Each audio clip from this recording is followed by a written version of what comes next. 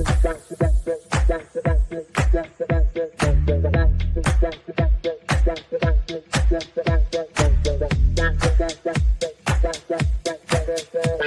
Connections Radio presents. Welcome to Vegas Hockey Hub here on PRConnectionsRadio.com, the voice of new media. I'm your host, Ian Rachiele.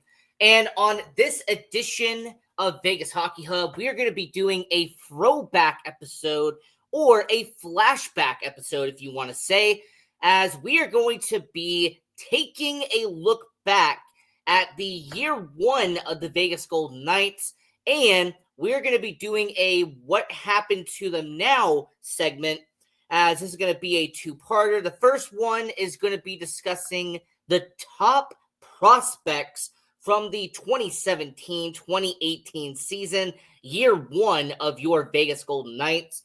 And then we are going to do a part two later on here on this channel. And we're going to be looking back at the 2017-2018 roster and seeing where those players are, if they're still playing from that year one roster. So this is going to be the part one, doing this flashback episode and talking about the top prospects your Vegas Golden Knights had back in 2017.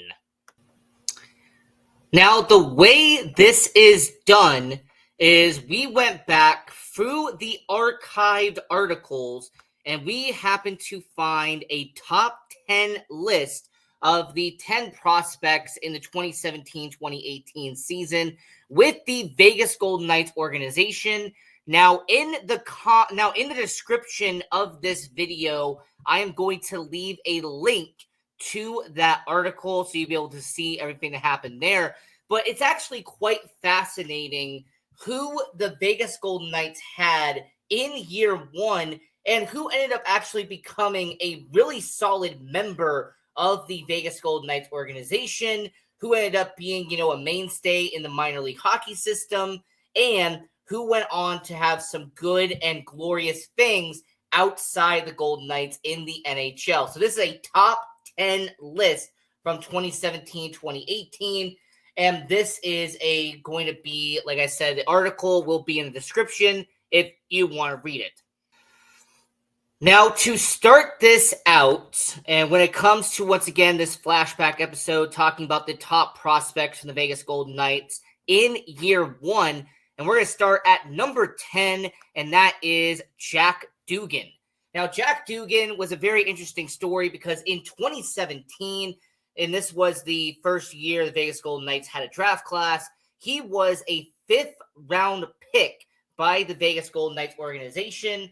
Now, this was a guy, he played high school hockey out there in New York, and after being in high school hockey and playing in prep hockey, heading into 2017 season, he gets drafted by Vegas. He moves over to the United States Hockey League. He puts up stellar numbers with the Chicago Steel, putting up over 30 goals and 60 points, and racked up over 100 penalty minutes out there in the United States Hockey League. Once again, this information from EliteProspects.com. And then he moves over to college hockey, spends 2 seasons with Providence there, puts up respectable numbers, around over a point per game out there in college hockey. And then he finally gets to go to the Vegas Golden Knights organization, and he spends 2 seasons playing in the AHL with the Henderson Silver Knights. And what was fascinating is that he scored 16 goals during those 2 seasons with Henderson, even was in the playoffs during the 2021 campaign with Henderson, and even racked up a couple of goals for the Henderson Silver Knights during that time period. But for Jack Dugan, at the end of the 2022 season, his 2-year tenure with the Vegas Golden Knights organization would close, and he would end up moving over to the New Jersey Devils and would be with the Utica Comets in 22-23. And that would end up with about a dozen goals in 50 games playing out there in Utica. And what would end up happening with Jack Dugan is that this was a guy who would end up, going from place to place. And then he would be in the Carolina Hurricanes organization with the Chicago Wolves and everything there in the AHL for a couple of games. And then this past season, and currently he is playing with the Fort Wayne Comets of the ECHL. So being in Double-A hockey for Jack Dugan. In fact, his jersey is right there. Now, him being an alternate captain and then captain of the Fort Wayne Comets. And for Jack Dugan, I mean, this guy, 20 goal scorer, racking up around 75, 80 points in the ECHL. And the main specialty of Jack Dugan is that in the past season, racking up over 100 penalty minutes in the ECHL. So for Jack Dugan at this point in his career, this is someone who is, he is, about 26 years old in Jack Dugan. And when it comes to his situation playing in the ECHL, I understand, he never made the NHL, but as a player, this is his fourth, soon to be fifth season playing professional hockey and being in the minor league. So for the number 10 prospect from the 2017, from that year one, it being Jack Dugan, he has kind of found his footing in the ECHL with those 2 seasons being part of the Fort Wayne Comets. And I also do want to remind, when it comes to the Fort Wayne Comets, this is a organization that is, this is an ECHL team. They've made the playoffs in the past in the ECHL. But overall, when it comes to Jack Dugan, I like what we have seen from him in the ECHL and in the AHL. And at this point, he's become an established minor league hockey player. So when it comes to looking back at the top prospects from the inaugural season of the Vegas Golden Knights, number 10, Jack Dugan, didn't make the NHL roster and didn't even make the Vegas Golden Knights main roster, 2 years in the ECHL. But the number 9 prospect sure did make the NHL. In fact, he is an active member of the Vegas Golden Knights roster to this day, and that is Keegan Kolesar. Now, Keegan Kolesar, this is a guy who I want to kind of put some context into. And interesting enough, the article that I'm referring to even brings this up, that this is a guy who was drafted by the Columbus Blue Jackets in 2015. He was a third-round pick in 2015 by the Columbus Blue Jackets. This was somebody who, was going to be, in the ECHL, AHL. And it was kind of interesting to see if Keegan Kolesar was going to find his footing, if Keegan Kolesar was going to eventually find a way to end up being a solid everyday guy. And what's interesting is that the first year that he was in the Golden Knights system, which was that 2017-2018 season, this was someone who racked up about a dozen goals if you combine his AHL and ECHL numbers, and then breaks out in year 2 with the Vegas Golden Knights organization, which would be in that 2018-2019 season, racking up 20 goals to the Chicago Wolves. And then he eventually gets his call up to the Vegas Golden Knights, and he's pretty much been with them ever since. So when it comes to Keegan Kolesar, I sit here and say that in terms of the prospects, him and somebody else later on in this video are arguably the 2 most outstanding players the Vegas Golden Knights had on this list. And for Keegan Kolesar, this is going to be 5 years of being a Vegas Golden Knights player, entering year 6 of him being in the NHL. And overall, very happy to see that Keegan Kolesar went from being the 9th prospect on this list when they were talking about the best prospects from year 1 to now being a solid NHLer, being a leader of sorts in the locker room, and somebody who the Vegas Golden Knights can count on when needed. So, yeah, for number 9, being Keegan Kolesar, this was definitely a plus and a positive for the Vegas Golden Knights with longevity and everything that he has done. And, I mean, let's just think about it for a second. He really doesn't miss games either. I mean, this is a guy who plays well over 70 games almost every single year, and that is what you need from a guy like Keegan Kolesar. So for number 9, looking back at the best prospects from year 1, he definitely would be on that list, and definitely someone you would want to have on that when it comes to the flashback episode and talking about the top prospects from 2017. So we are 2 prospects in at number 10 and number 9, but moving over to number 8, this is somebody who had some interesting entry into the NHL and had a redemption story just a while back, and that was at number 8, goaltender Dylan Ferguson. Now, for Dylan Ferguson, this was a 7th-round pick by the Dallas Stars in 2017, who got traded to the Vegas Golden Knights during the expansion draft. This was, somebody, when it came to Dylan Ferguson, that this is a player who was in with the Blazers of the Western Hockey League. He put up respectable numbers in the Western Hockey League, but then in 2017, 2018, the first year of the Vegas Golden Knights' existence, he was forced to play for the Vegas Golden Knights against the Edmonton Oilers. Goalie injuries were racking up for Vegas in year 1, and they had to count on a young, and I mean very young, near 18-year-old goaltender in Dylan Ferguson. And, he had about 10 minutes of ice time in the NHL. But, there were some people wondering what was going to happen with Dylan Ferguson. What was his story going to be when it came to the Vegas Golden Knights? Well, after one final year playing in the Western Hockey League with the Blazers in 2018-2019, he would eventually earn his shot, and he would play 3 seasons with the Golden Knights organization.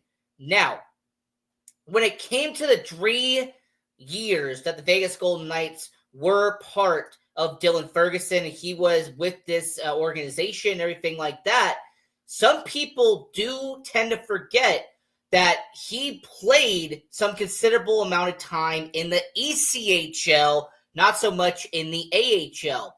As in the 2 years he was in the ECHL with the Fort Wayne Komets, he, started about 27 games. There was 1 year he had about just under a 2 goals against average. HockeyDB.com is my reference for all the stats here. And in 2020, 2021, this ended up being a solid year for the Fort Wayne Komets, as they actually ended up winning that year in 2021. So overall, 2021 ended up being the Fort Wayne Komets winning the championship, and that was with them having the Vegas Golden Knights as their affiliate, having them part of the organization. So, Dylan Ferguson does well in the ECHL, but he only had 3 starts in the AHL in 2019, 2020, and 2020, 2021. And that was with the Chicago Wolves and the Henderson Silver Knights. And then in 21-22, his final year being with the Vegas Golden Knights organization, he would play about a dozen games at goalie for the Henderson Silver Knights. He had about around a .500 record for the Henderson Silver Knights. And after that season, he would end up moving on and would be with the Toronto Marlies of the AHL, which is the Toronto Maple Leafs affiliate. Now, what was interesting is that when he goes to the Toronto Marlies, that was on a PTO, professional tryout agreement. He would end up, being there. He would get loaned to the ECHL, and then he would end up being traded from Toronto to Ottawa. And one of the most interesting stories that came out of the end of the 22-23 season is the Ottawa Senators gave Dylan Ferguson a second chance in the NHL, and he would end up playing in the NHL once again, having 2 games played with the Ottawa Senators.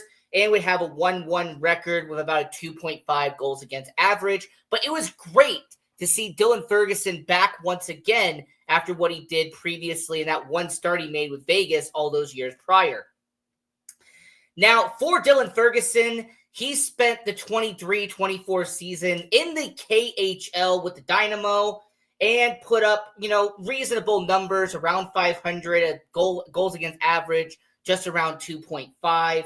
And then Dylan Ferguson would be back in North America, and he would play with the Iowa Wild, which is the jersey that you see right there, as an AHL goaltender in the AHL. So, we're seeing when it comes to Dylan Ferguson, it's a long road, and there was a lot of, curves and twists and turns when it came to Dylan Ferguson.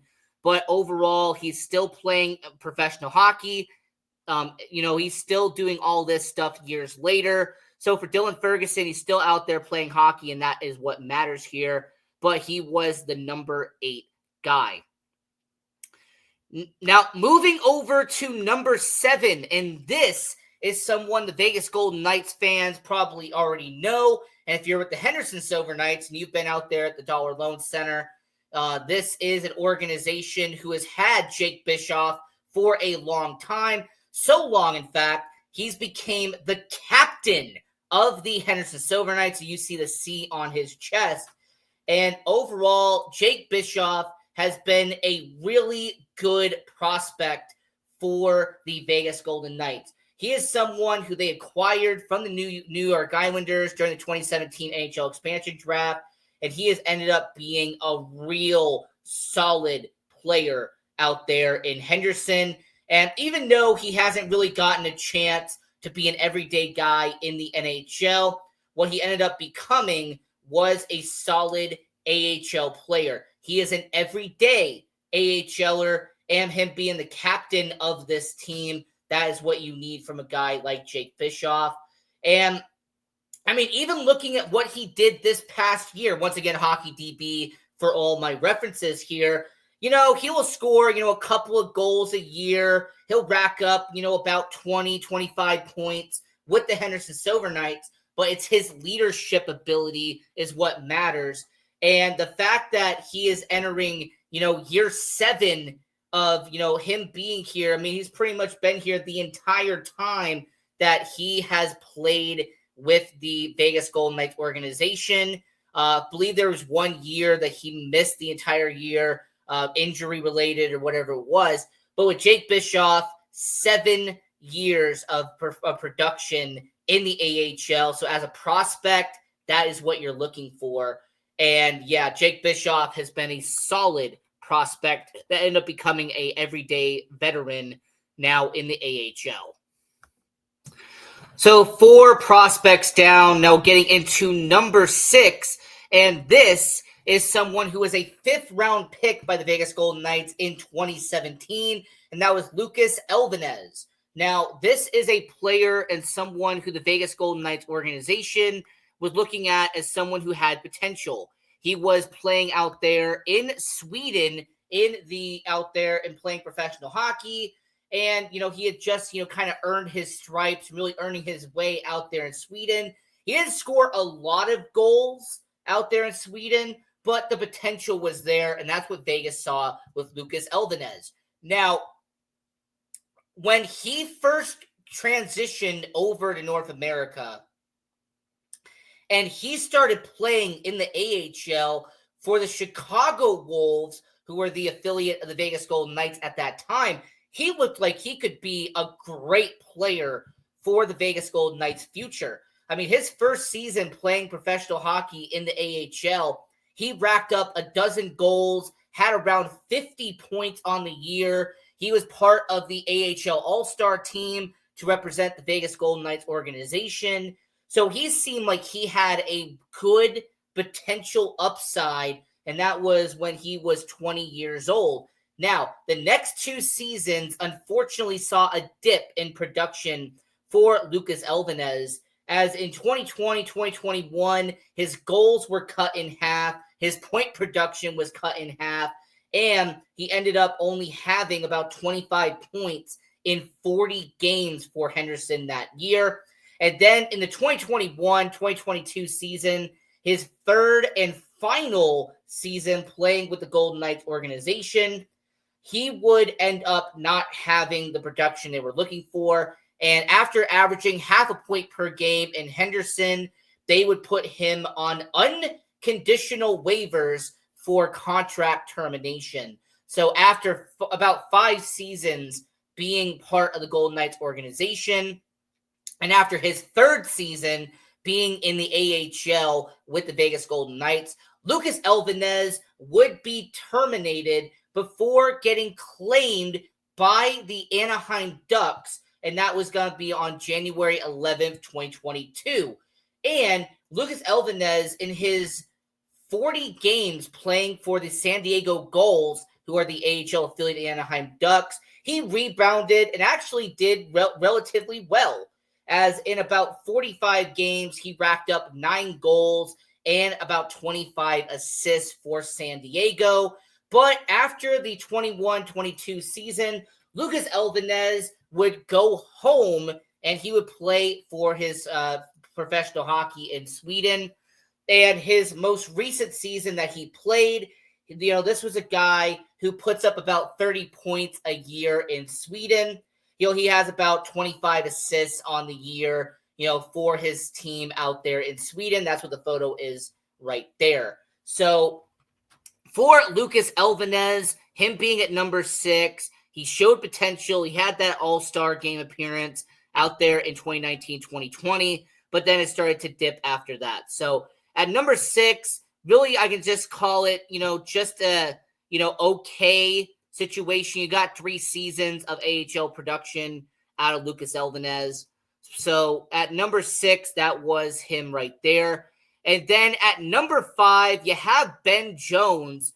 And Ben Jones, interesting enough, has ended up kind of having a good story with his career.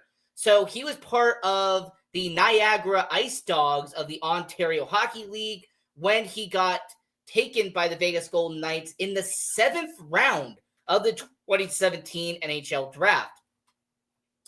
And in his final 2 seasons playing in the OHL, which was in 2017, 2018, 2018, 2019, shout out to Hockey DB for all this information, he would score 41 goals, 102 points in his final season playing for the Ice Dogs.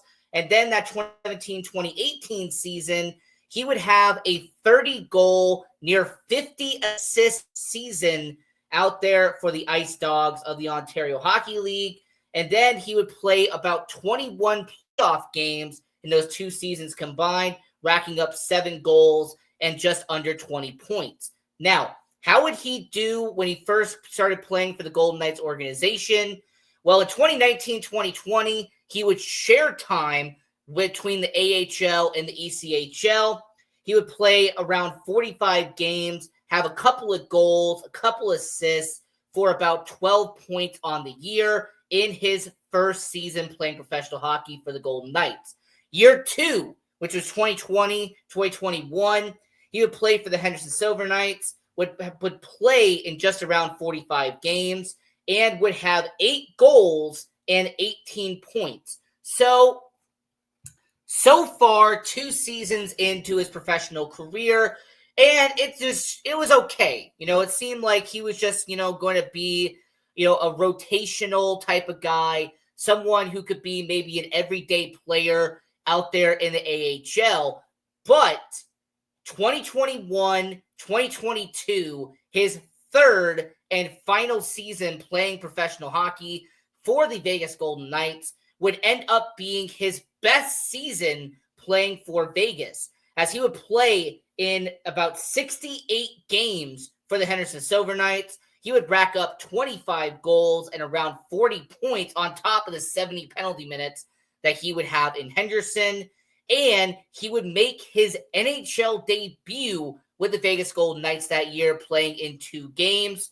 Only thing he probably did of note there was a penalty during those 2-game stretch. But hey, he made his NHL debut. Now, when it came to Ben Jones, it was actually quite fascinating to see what happened after his tenure with the Vegas Golden Knights, as he would end up going over to Calgary and would play 2 seasons of AHL hockey with the Calgary Wranglers. He would play in over 70 games back-to-back years. He would rack up 17 and 21 goals respectively, but he ended up becoming a mainstay on that roster, an everyday guy on the roster in Calgary, and ended up having a 56-point season in 22-23, and then recently 23-24, having a 20-goal mark once again, and about 40 points. Now, Ben Jones being on the Minnesota Wild roster and seeing what he did in preseason and everything like that, him splitting time between the Minnesota Wild and the Iowa Wild of the AHL, that seems to be what his potential is and what his benchmark is going to be for the Minnesota Wild and his tenure there. But overall, I'm happy to see that Ben Jones, who was a number 5 prospect, is really panning out. And the fact that he has become a, two-way type of player, someone who could be in the AHL and the NHL, part-time and part-time NHL, part-time AHL. I'm happy to see that when it comes to Ben Jones. Now, the number 4 prospect and the best prospect in terms of his Vegas Golden Knights tenure ended up being Nick Hague, as Nick Hague has been a defenseman who has spent plenty of time with the Vegas Golden Knights organization, as Nick Hague has ended up not only becoming a mainstay and an everyday defenseman for the Vegas Golden Knights, but he ended up winning a Stanley Cup and being an everyday starter during that Stanley Cup run with the Vegas Golden Knights. Look, you're going to get about a dozen points from Nick Hague, but what you get from him is reliability, consistency. You're going to get him to play a percentage of the season. You're going to get him in that lineup, and with his 6'5", 6'6" frame when it comes to Nick Hague, this is someone who the Vegas Golden Knights have counted on throughout his tenure in Vegas. So him and Keane Kolesar, in terms of their Golden Knights tenure, ended up being the best option. Now, for Cody Glass, the first pick in Vegas Golden Knights history, I really wish I could say more positives about Cody Glass's tenure with Vegas. He's spent about 3 seasons being in the Golden Knights organization, was kind of a part-time NHL, part-time AHL.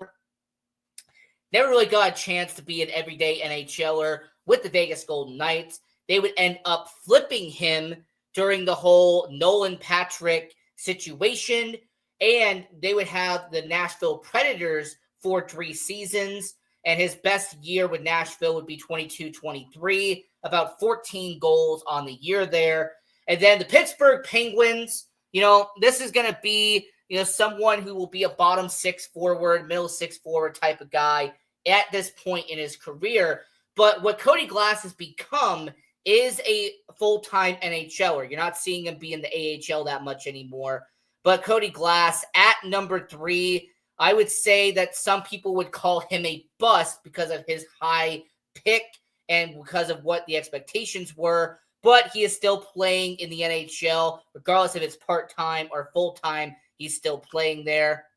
And then at number 2, ended up being one of the worst trades in Vegas Golden Knights history, and someone who could have been a staple here, and that is Nick Suzuki. Nick Suzuki, you see the C on his sweater. Montreal Canadiens. This is a player who has become a multi-time All-Star, and the more I talk about this, the more, unfortunately, I get PTSD from how they messed up this trade. Max Pacioretty coming to Vegas was nice, but, Nick Suzuki would have been arguably a great player for Vegas. But the number 1 prospect entering the year was Erik Brannstrom. Now, Erik Brannstrom, who played professional hockey in Sweden, there was so much hype surrounding Erik Brannstrom, and unfortunately, he just did not end up panning out. This was a guy who got traded to Ottawa in the Mark Stone deal, and he spent a few seasons in Ottawa. He was, part-time NHLer, part-time AHLer. He goes to the Colorado Avalanche. He's been going from, maybe team to team. But overall, when it comes to Erik Brannstrom, unfortunately, just did not live up to that number one prospect situation. So this was the flashback to the top prospects in the 2017 season, looking back at year one. So this is Vegas Hockey Hub. I'm your host, Ian Rachiele. And until next time, have a good one. PR Connections Radio thanks you for watching this podcast. Check out more episodes of this show and our others at prconnectionsradio.com.